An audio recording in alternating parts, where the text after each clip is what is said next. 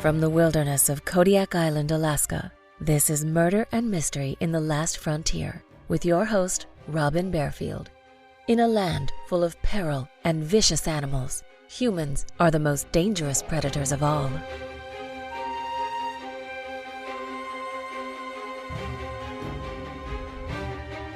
Most parents can imagine no nightmare worse than the disappearance of a child. But how can a parent possibly cope when both of their children vanish, swallowed by the Alaska wilderness?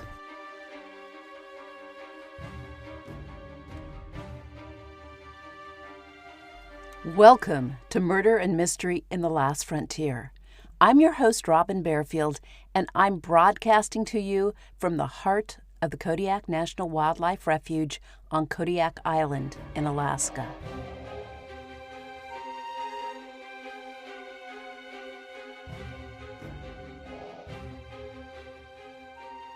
Sometime during the late night hours of September 5th or the early morning hours of September 6th, 1978, Scott Fandel, 13, and Amy Fandel, 8, disappeared from their Sterling, Alaska home on the Kenai Peninsula, 136 miles or 219 kilometers south of Anchorage.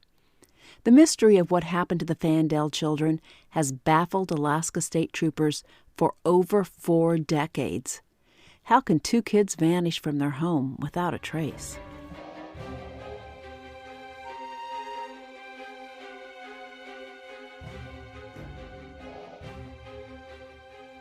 At 10:30 p.m. on September 5th, 1978, Scott and Amy Fandel seemed safe and happy. Less than 4 hours later, they were gone, never to be seen again. Where did they go? What could have happened to them? Investigators spent thousands of hours running down hundreds of leads, which led nowhere. One former Alaska state trooper said they chased quirks and spiderweb leads, but they never got any closer to finding the children. The children's parents had recently suffered through a bitter divorce. Their father, Roger Fandel, loved his kids, but was unfaithful to his wife, Margaret. Margaret began drinking more alcohol as Roger strayed and finally left her. Margaret, a waitress, worked long hours to pay the bills, and when Roger moved to Arizona, the kids often stayed unsupervised at their home in a small cabin in the woods near Sterling, Alaska. Scott Fandel was only 13 years old, but according to those who knew him, he was mature for his age and a good babysitter for his little sister. September 5th, 1978, promised to be a big day for the Fandel children because their mother's sister, their Aunt Kathy Schoenfelder, was moving from Illinois to live with them. Kathy arrived on schedule, and after dinner at their cabin, the family drove to a bar called Good Time Charlie's. The bar had video games to entertain the kids, and Scott and Amy drank Cokes while their mother and aunt drank beers and talked. Around 10 p.m., Margaret and Kathy took the kids home and then drove to another bar. Before the night was over, the ladies visited at least one more bar. Margaret told the kids not to stay up late, and Kathy told them to lock the door. This last comment caused Scott to laugh, because the lock on the cabin door was broken.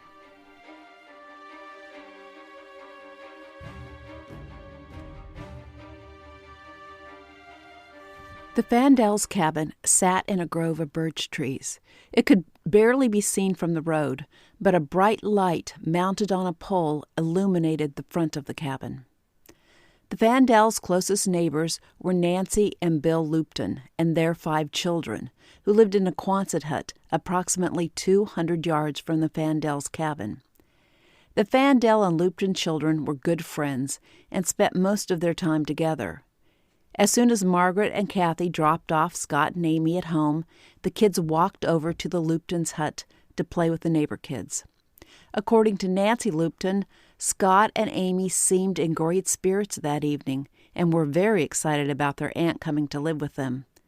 The kids played together but were making too much noise, so after a while Nancy sent the Fandel children home. Nancy said it was a typical evening, and she heard nothing unusual.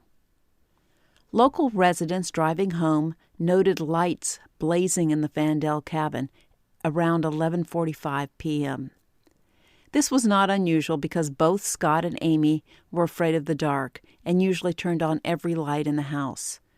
When Margaret and Kathy arrived home around 2 a.m., though, the cabin appeared dark and empty. A package of macaroni and an open can of tomatoes lay on the kitchen counter, and a pot of hot water sat on the stove. Scott liked to eat a macaroni snack before going to bed and had apparently started to make his snack when something interrupted him.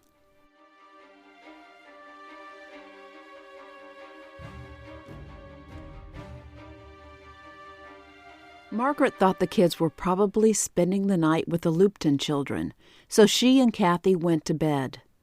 Margaret had to be at work at 8:30 the following morning, and once she arrived at the restaurant where she worked as a waitress, she called the school to leave a message for Amy, telling her she was in trouble for not stopping by home before going to school. The school informed Margaret that Amy was not at school that morning. Margaret began to worry about Amy, but her boss would not let her leave until the afternoon.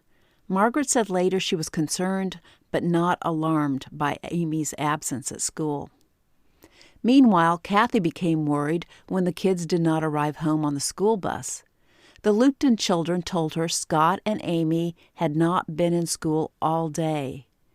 Kathy called Margaret, and Margaret raced home. Now she felt frightened and knew something was wrong. She frantically called the kids' friends, and when she learned no one had seen Scott and Amy all day, Margaret called the Alaska State Troopers at 5:14 p.m. on September 6th, at least 15 hours after the children disappeared. At first, Margaret suspected her ex-husband. She couldn't reach him in Arizona, but when she talked to his family, they said he did not have the children.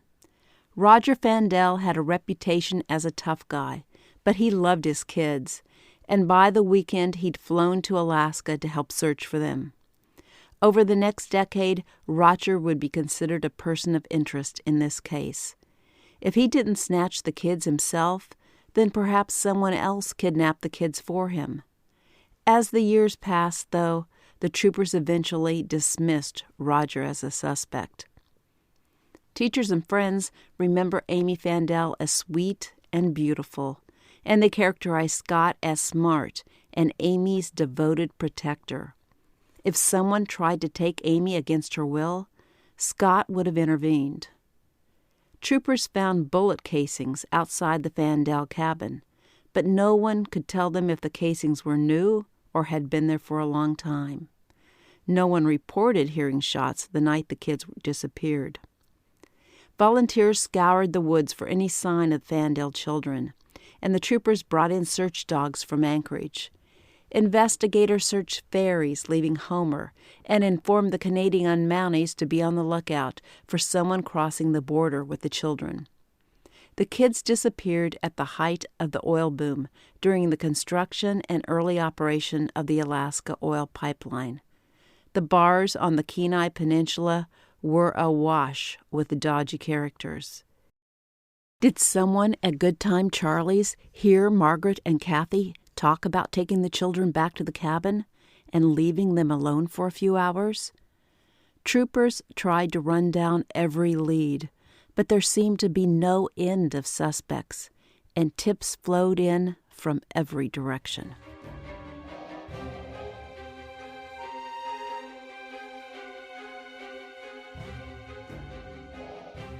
Let me take a short break to brag a bit.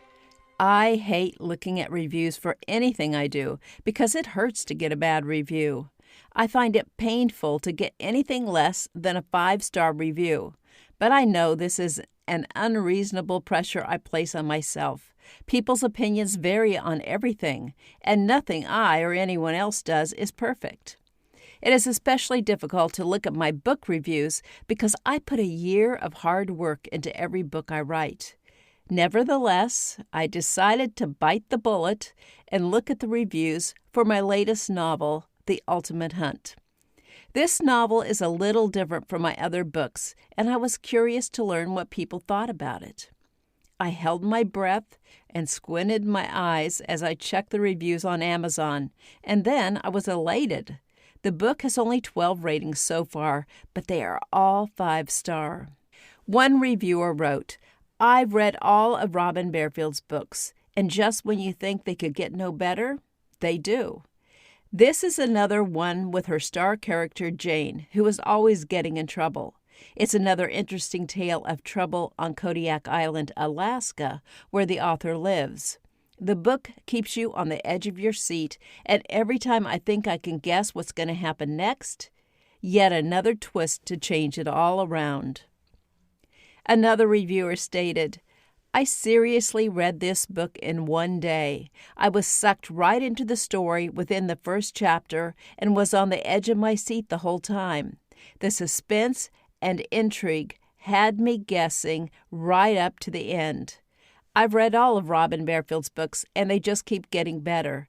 This is definitely a must-read." And in another review, Kimberly said, "I love Robin's books and podcast, and they really bring Alaska to life. The Ultimate Hunt is exciting and engaging from page 1. It's nice seeing familiar characters, but it is also a standalone novel if you are unfamiliar with her work. If you love mystery, adventure, and Alaska, this book is a must-read." If you are listening, Kimberly, thank you. While bad reviews are like a stab in the heart, good reviews are very self-affirming for the fragile psyche of an author. Thank you to everyone who has taken the time to write book reviews, good or bad, for my books.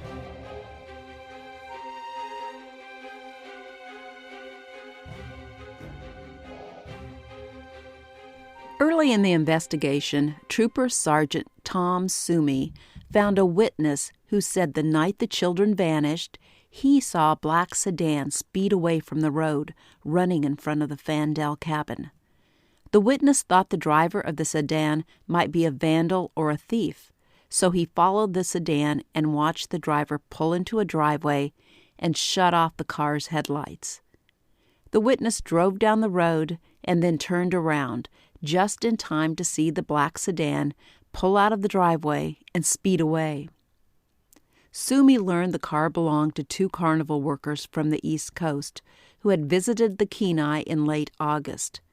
Margaret had allowed the men to crash at her house for a night. Sumi felt he had a solid lead and ran down the men in Maryland. The men admitted they had been in the area of the Fandel cabin and had considered stopping, but they said they were in Sterling on September 6th, not September 5th. The men worked at the Alaska State Fair on September 4th and picked up their paychecks in Anchorage on September 6th. When Sumi re-interviewed the witness who'd followed the black sedan, the man admitted he could have seen the car the night after the children vanished. Troopers did not dismiss the carnival workers as possible suspects, but they've never found any evidence to incriminate the men. Troopers discovered another promising lead during the first days of the investigation. On the night the children disappeared, at one of the bars Margaret and Kathy visited, a friend introduced Margaret to a man involved in the Anchorage sex trade. Mr. W., as he was called in the newspaper article, was in the process of moving one of his motels from Anchorage to Soldotna, a town near Sterling. A few days later, when the public first heard about the disappearance of the Fandel children, Mr. W. showed up at Margaret's house with one of her sisters. Apparently, the two had taken the same plane from Anchorage, and he offered to give her a ride to Margaret's house. Troopers immediately focused their interest on Mr. W., and when he offered a $5,000 reward for information regarding the whereabouts of the children, their suspicions only grew. Soon, rumors circulated about a pornography ring in Sterling, and people wondered if the Fandel children had been sold into sexual slavery. When Mr. W. buried his car on the property where he was building his motel, troopers obtained a search warrant, dug up the vehicle, and popped the trunk, expecting to find the bodies of 2 children.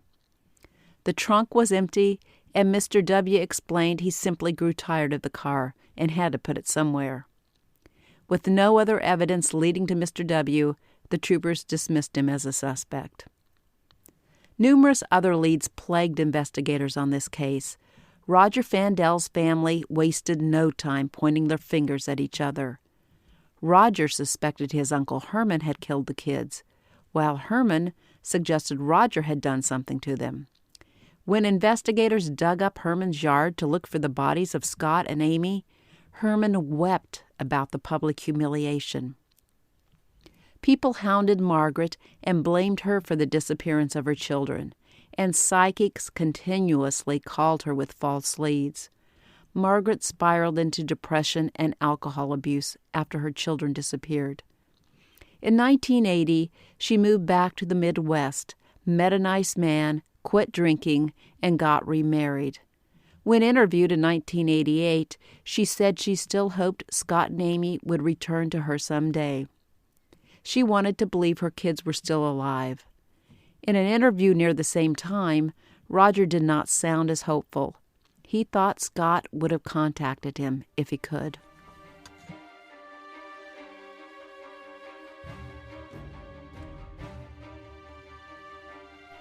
You don't have to spend much time online to find active discussions about this case. Margaret's relatives maintain a Facebook group devoted to the kids and their case. They hope to learn anything which might lead to finding Scott and Amy. Margaret's brother believes Scott was killed soon after the children were abducted, but he thinks Amy is still alive. Others in the family do not agree with him.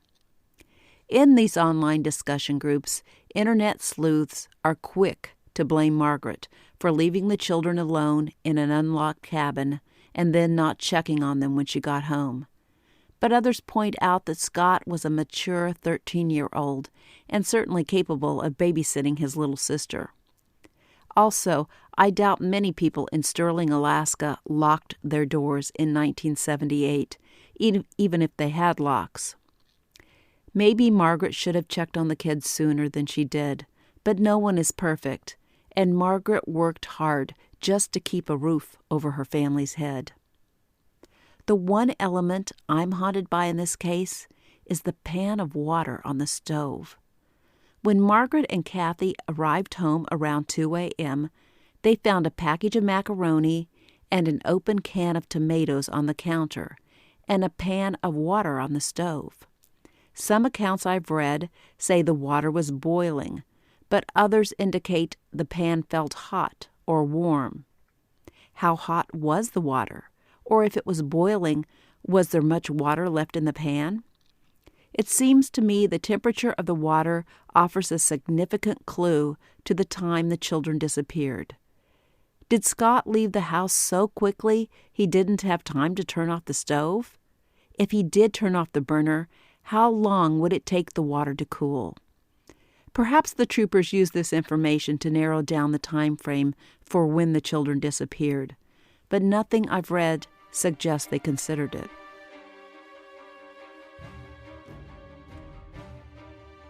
Scott Fandel would be 59 by now, and Amy would be 54 if they are still alive. In my show notes, I have their age progression photos from the Charlie Project. If you know anything about the disappearance of Scott and Amy Fandel, please contact the Alaska State Troopers.